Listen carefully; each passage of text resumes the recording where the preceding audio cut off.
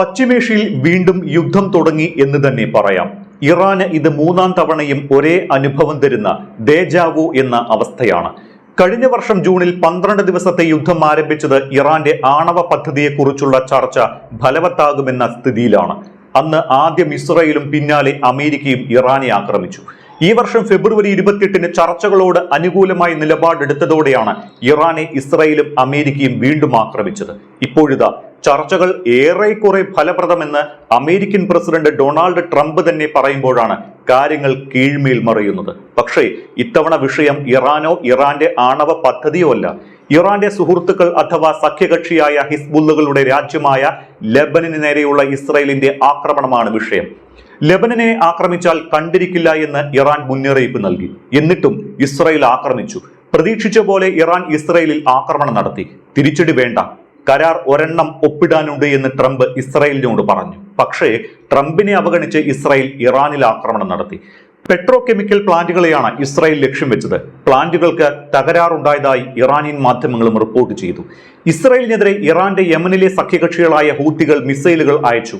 അടി തിരിച്ചടി, കൊണ്ടും കൊടുത്തും വീണ്ടും രാജ്യങ്ങൾ അരങ്ങു നിറയുമ്പോൾ ലോകം ഒരിക്കൽ കൂടി ഭീതിയിലാണ്. ഹോർമുസ് കടലിടുക്ക് അടഞ്ഞുകിടക്കുന്നതിനാൽ തന്നെ എണ്ണവില വർദ്ധിച്ചു. പല രാജ്യങ്ങളും ഇതിന് മൂകസാക്ഷികളാണ്. ഹോർമുസ് വഴി എണ്ണയോ വാതകമോ ആയി കപ്പലുകൾ എത്താത്ത രാജ്യങ്ങൾ നിരവധിയാണ്. അതിൽ നിന്ന് എങ്ങനെ കരകയറും എന്നതിൽ ചർച്ചകൾ നടക്കുന്നതിനിടെയാണ് വീണ്ടും യുദ്ധമുണ്ടാകുന്നത്. സംഘർഷ സാഹചര്യം പരിഗണിച്ച് ഇറാനിലെ പൗരന്മാരോട് രാജ്യം വിടാൻ ഇന്ത്യ നിർദ്ദേശിച്ചിട്ടുണ്ട്. US പ്രസിഡന്റ് ഡൊണാൾഡ് ട്രംപിന്റെ നിലപാട് മാറ്റവും ഇവിടെ ചർച്ചയാകുന്നുണ്ട്. കീഴടങ്ങാതെ ഇറാന് മറ്റു മാർഗമില്ല എന്നായിരുന്നു 2 ദിവസം മുൻപ് ട്രംപ് പറഞ്ഞത്. പരമോന്നത നേതാവായിരുന്ന ആയത്തുള്ള ഖമനിയുടെ പിൻഗാമിയെ അമേരിക്ക തെരഞ്ഞെടുക്കുമെന്നും പ്രഖ്യാപിച്ചിരുന്നു. എന്നാൽ യുദ്ധം അവസാനിപ്പിക്കാൻ ഇറാനുമായി US ഉണ്ടാക്കുന്ന ഏതൊരു കരാറും അംഗീകരിക്കുകയല്ലാതെ ഇസ്രായേൽ പ്രധാനമന്ത്രിക്ക് വേറെ വഴിയില്ല എന്നാണ് ട്രംപ് ഇന്ന് പറയുന്നത്.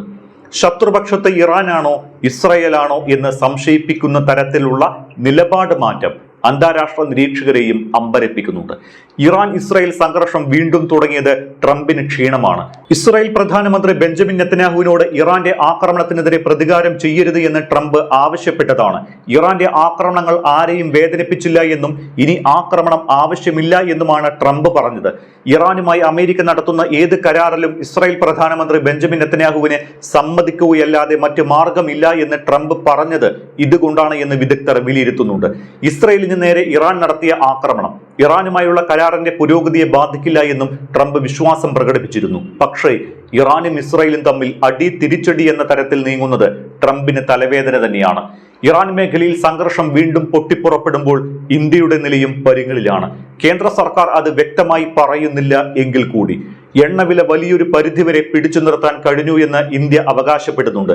ഗത്യന്തരമില്ലാതെ പലതവണയായി 8 രൂപ വർദ്ധിപ്പിച്ചു. പാചകവാതകം കൊമേഴ്സ്യൽ സിലിണ്ടറിന് 1000 രൂപയോളമാണ് വർദ്ധിപ്പിച്ചത് എന്ന് ഓർക്കണം. ഗാർഹിക സിലിണ്ടറിന്റെ വിലയും പലതവണയായി വർദ്ധിപ്പിച്ചിട്ടുണ്ട്.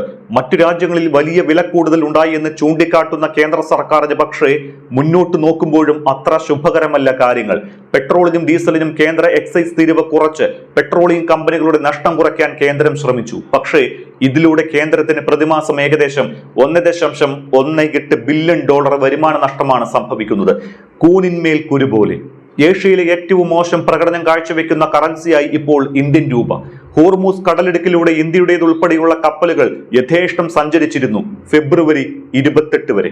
യുദ്ധം തുടങ്ങിയതോടെ കപ്പലുകളെ സഞ്ചരിക്കാൻ അനുവദിക്കാതാക്കി ഇൻഷുറൻസ് കമ്പനികൾ. ഇറാൻ ഹോർമൂസ് അടച്ചപ്പോഴും ഇന്ത്യൻ കപ്പലുകൾ പലതരത്തിൽ വാതകവും എണ്ണയുമായി ഇന്ത്യൻ തുറമുഖങ്ങളിലെത്തി. പക്ഷേ അപ്പോഴേക്കും അവയുടെ വില വലിയ തോതിൽ വർദ്ധിച്ചിരുന്നു. 5 സംസ്ഥാനങ്ങളിലേക്കുള്ള തെരഞ്ഞെടുപ്പ് കാരണമാകാം ഇന്ത്യയിൽ എണ്ണ വില വർദ്ധിപ്പിച്ചില്ല.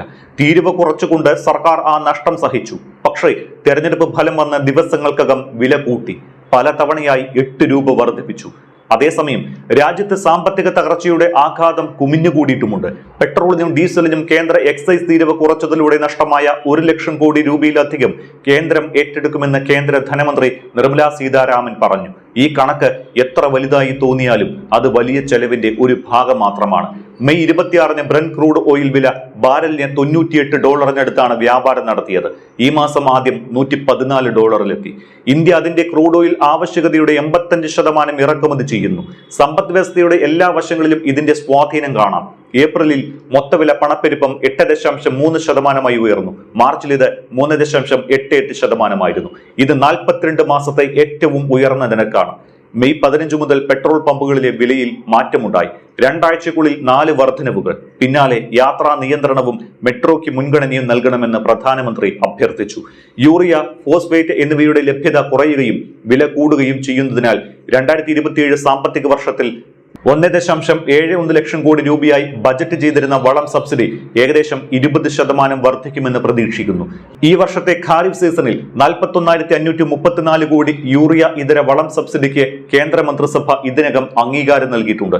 കഴിഞ്ഞ വർഷത്തേക്കാൾ 12% കൂടുതലാണ് ഇത്. ഹോർമൂസ് കടലെടുക്ക് പ്രതിസന്ധി ഇന്ത്യയുടെ ക്രൂഡ് ഇറക്കുമതിയുടെ 40%, യൂറിയയുടെ 50%, LPGയുടെ 90% എന്നിങ്ങനെ ഒരേ സമയം ബാധിച്ചു. 2027 സാമ്പത്തിക വർഷത്തിലെ ധനക്കമ്മി ലക്ഷ്യം GDPയുടെ 4.3%. രൂപയുടെ മൂല്യത്തകർച്ചയും പരിശോധിക്കേണ്ടതാണ്. മെയ് 19-ന് ഡോളറിനെതിരെ രൂപ 96.34 കുറഞ്ഞു. ഇത് ഒരു റെക്കോർഡ് താഴ്ന്ന നിലയാണ്. ഈ വർഷത്തെ ഇടിവ് 7.4. 2025-ൽ 4.9%.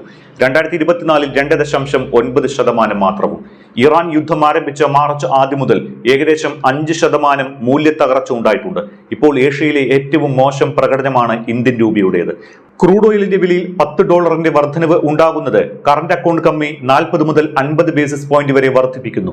ഇതിന്റെയൊക്കെ ഫലം എന്താണ് എന്ന് മുനമ്പത്തേക്ക് നോക്കിയാൽ മനസ്സിലാകും. മുനമ്പം തുറമുഖത്ത് ഏകദേശം 60% മത്സ്യബന്ധന ബോട്ടുകളും യാത്ര നിർത്തിവെച്ചിരിക്കുകയാണ്. ഒരു യാത്രയ്ക്കുള്ള ചെലവ് തന്നെ ഇരട്ടിയായി എന്ന് ഉടമകൾ പറയുന്നു. സബ്സിഡിയുള്ള മണ്ണെണ്ണ ലിറ്ററിന് 103-ൽ നിന്ന് 155 രൂപ 37 പൈസയായി ഉയർന്നു. ബോട്ട് ഇന്ധന സബ്സിഡി ലിറ്ററിന് 25 രൂപയിൽ നിന്ന് 50 സംസ്ഥാനം വർദ്ധിപ്പിച്ചിട്ടും ഈ വിടവ് നികത്തിയിട്ടില്ല. സംസ്ഥാന വ്യാപകമായി പണിമുടക്ക് നടത്താനാണ് ബോട്ടുടമകളുടെ തീരുമാനം. മെയ് മാസത്തിൽ റഷ്യയുടെ ക്രൂഡ് ഓയിൽ ഒഴുക്ക് പ്രതിദിനം 1.9 ദശലക്ഷം ബാരലിന് അടുത്തെത്തി.